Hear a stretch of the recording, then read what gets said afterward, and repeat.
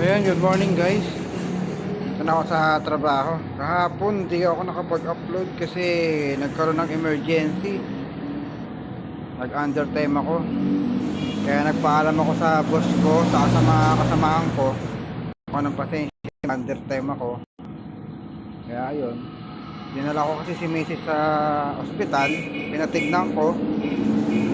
Kasi Sunday ng gabi, dumudugo yung ilong mga ilang beses. Kahapon Monday nagdugo na naman, kaya tumawag sa akin. Nung nag video call siya, nakita ko namumutla siya. Kaya nung bandang hapon nag undertime nga ako para mapatignan ko siya.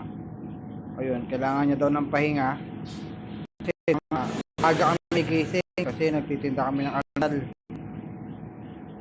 Ayun, hindi niya na magpahinga. Pahinga muna daw kung pwedeng ilipat yung oras ng tinda para hindi nagigising ng maaga. Ganun na lang daw. Kasi posible daw na na binat din. Kaya yun, binilan siya ng nabili ng pang spray sa ilong.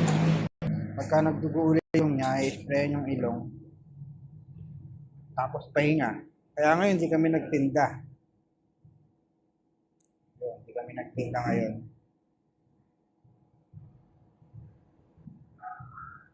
Kasi nga, hindi niya magpahinga. Ayun guys. Ayun, mag-i-in na ako. Kailangan ulit magtrabaho. Let's go! Brup, brup!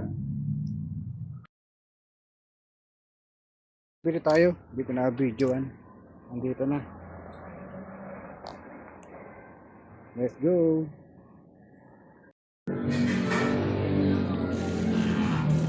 What guys, delivery bago mag-break. Break time.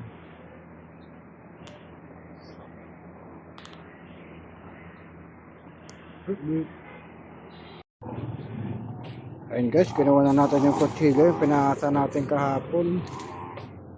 Eto na, okay na. Magagamit na sila chef. Let's go. Okay guys, delivery na tayo. Let's go. Okay, deliver ulit. Bilao. Saka so, let's go.